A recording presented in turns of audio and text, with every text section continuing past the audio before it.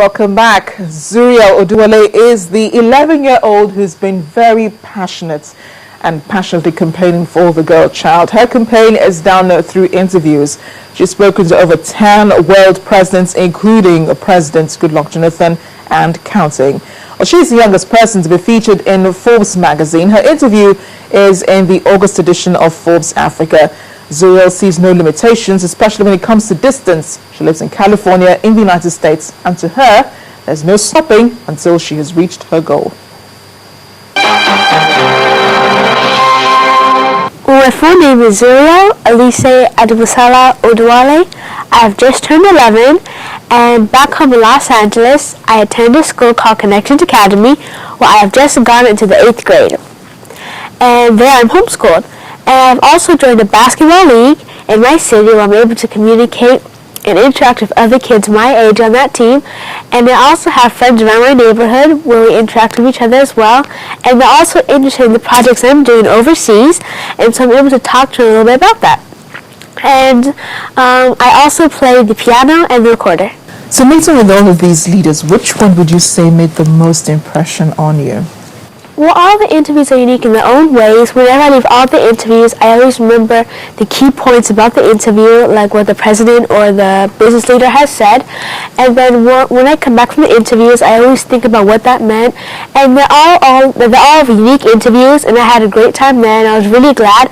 And the presidents gave me time to interview them, because I know as a president, and a current president especially, they have a lot of time on their hands. And you've also spoken to President Goodluck Jonathan too. So what was your discussion about? Well, my interest in that interview, and the reason I wanted to interview him, is because not only was he the president of one of my home countries, but I also wanted to find out what he's doing to help the problems in Africa, and I wanted to see especially what he thinks about the girl child in Nigeria, and what he thinks he'll be able to do to help improve the everyday lives of the girl child as well. So you're a girl child campaigner. What inspired your interest in the girl child and her issues? Well, it's really the girl child that has inspired me, because back home in Los Angeles, I see the issues that the girl child in Africa faces every day, and I see how they don't always have the chance to go to school. And because I'm a girl child, I don't like seeing those things happen. So I wanted to do something about that problem, and that's really how it all started. Wherever girls don't have the chance to go to school, that's where my focus is, because that's one of my agendas, which is to make sure that every girl in Africa has a chance to get an education. Because I believe that if a girl child has a chance to be educated, when they get older, they'll be able to have great jobs, maybe even own their own businesses, they'll be able to create jobs for others, and they'll also be able to go out and empower Africa. I know you spoke to the South Sudanese President Salva Kiir. Sudan, as we know, it is one country torn apart by war.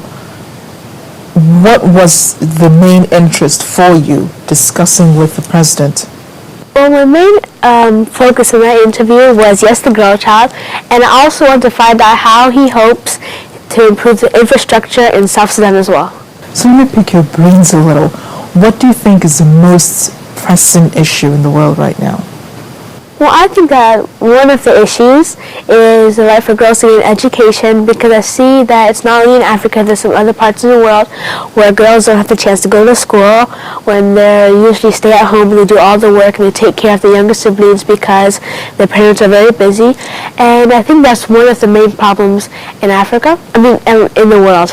I don't know if you've noticed any changes, or if you've had positive reactions to some of the things that you have done. Some of the presidents you've spoken to, about girl child education and so on. Have you noticed changes in their own countries? Well, I think, yes, I have. We can see changes in the countries. Like, for example, I was invited to Tanzania. The president of Tanzania invited me because he wanted me to come and speak to some of the schools there. He wanted me to speak to, I think there was a girls' school I was able to speak to, and he also invited me to the State House, and we talked about some of the issues of the girl child, and we talked about the improvements that we're seeing as well. So what's the reception like, for some of your work? I mean, what do you do with them? With these interviews, do you go back home, put them together, send them to the countries whose presidents you've spoken to, or things like that? Well, some of the interviews I've conducted, I've created documentaries from, and one of the documentaries I created is on the 1963 Organization of African Unity, and the effect it had on Malawi, Tanzania, and Mauritius. And I was able to show that to my school in California, and I was also able to show it at a competition which I entered called the National History Day Competition, where students from all over the U.S. would come together and present their ideas in documentary form.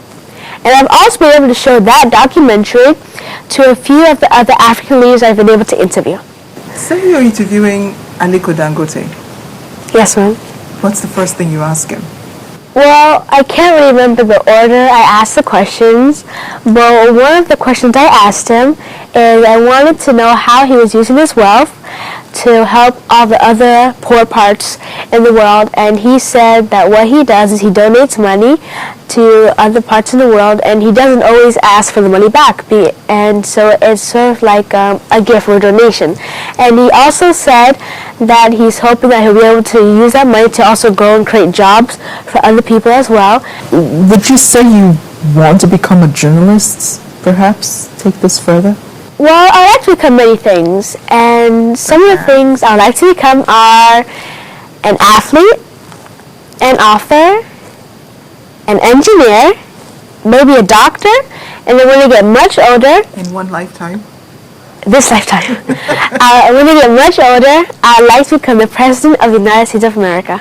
How do you juggle, you say you want to be an athlete, you also say you want to be an author, you want to be a doctor and eventually become president.